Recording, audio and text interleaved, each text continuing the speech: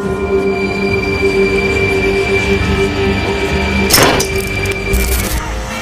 not stronger than Christ. You're not stronger than Christ. Possession, ये word movies में बहुत ज्यादा यूज किया जाता है।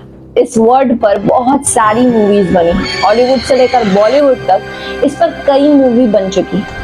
Because this is very scary अगर ये किसी इंसान के साथ होता है। पोजेशन डिफरेंट टाइप का होता है, लेकिन इस वीडियो में हम बात करेंगे पर्टिकुलर एक टाइप के पोजेशन की, जिसका नाम है डेमोनिक पोजेशन, जिसमें कोई डीमंस या कोई इवल स्पिरिट किसी इंसान की बॉडी पर पूरी तरह से कब्जा कर लेती है और उन्हें वो कंट्रोल करती है।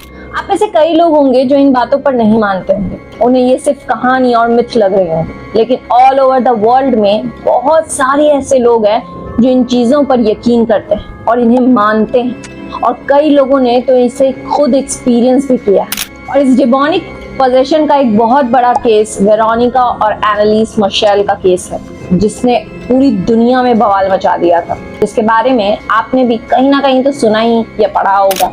अभी जो भी चीजें मैंने बताई वो बस एक सिंपल डेफिनेशन है, लेकिन हमें पता कैसे चलेगा कि कोई इंसान पजेस्ड है या हमारे आसपास कोई डीमन है जो हमें पजेस करना चाहता है? हमें कैसे पता चलेगा? यहाँ आती है बात साइंस ऑफ पोजेशन। कोई भी डेमोनिक एंटिटी या डीमंस आपको तब तक पजेस नहीं कर सकता जब तक वो इन स्टेप्स को फॉलो ना करे।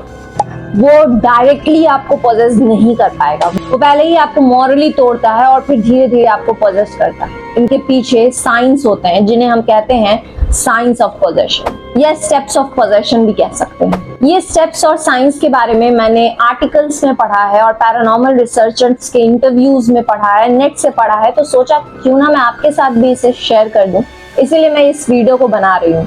तो प्लीज लाइक कर देना इस वीडियो को और ज्यादा से ज्यादा कमेंट करो, क्योंकि आपका एक कमेंट मेरे यूट्यूब चैनल के लिए बहुत जरूरी है। So please comment and like the video. So let's dive into the steps of possession. Step 1, infestation. Possession का सबसे पहला स्टेप है जिसमें आपको बहुत ही अनरियलिस्टिक फीलिंग्स होंगी।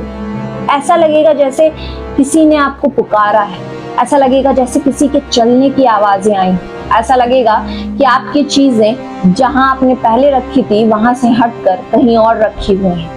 आपकी आंखों के सामने चीजें शिफ्ट होती दिखेंगी और कभी ना कभी आपको ऐसा लगेगा कि किसी ने आपको जोर से चीख मारी। स्टेप 1 में डीमंस हमेशा नॉन लिविंग थिंग्स से अटैच होते हैं और वो उनके थ्रू आप पर हावी होना चाहते हैं। Step 2, operation. इस स्टेप में इवल स्पिरिट्स या डीमन आपके बहुत ज्यादा करीब आ जाते हैं, इतने करीब कि वो आपको रात को सोने तक नहीं देते, वो आपको एंजाइटी अटैक्स देते हैं, वो आपको पूरी तरह से तोड़ने की कोशिश करते हैं, वो आपको डिप्रेशन में डाल देते हैं, वो आपको ऐसा फील कराते हैं कि दुनिया में कोई आपसे प्यार नहीं करता, वो आपको पूरी तरह से मेंटली वीक कर देते हैं ताकि वो इजीली आपके माइंड को, आपकी बॉडी को कंट्रोल कर पाए। तो अगर आपको कभी ऐसा फील होता है तो इस चीज से निकलने की जल्द से जल्द कोशिश करना, वरना बात हाथ से निकल जाएगी।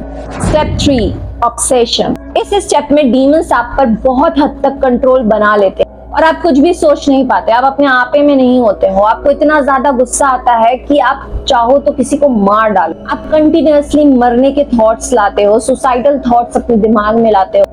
इस स्टेप में सोना या नींद आना बिल्कुल ही इम्पॉसिबल हो जाता है। यहाँ तक के स्टेप में अगर हमने सही वक्त पर इलाज करा लिया तो हम बच सकते हैं, लेकिन इसके बाद का जो स्टेप है अगर हम उसमें पहुंच गए तो हमें बचाना नामुमकिन है। Step 4, possession. इस टाइम पर हम पूरी तरह से उम्मीद खो बैठते हैं और इसी वक्त डीमन हमारे शरीर में कब्जा करता है और इसी को कहते हैं हम पोजेशन। इस स्टेज में आने के बाद किसी को भी बचाना बहुत ही नामुमकिन होता है। इसी स्टेज में हमें एग्जॉर्सिज्म करना पड़ता है। ये 4 स्टेप्स ऑफ पोजेशन थे। तो क्या आपने कभी इन चारों स्टेप्स में से किसी स्टेप्स को एक्सपीरियंस किया है?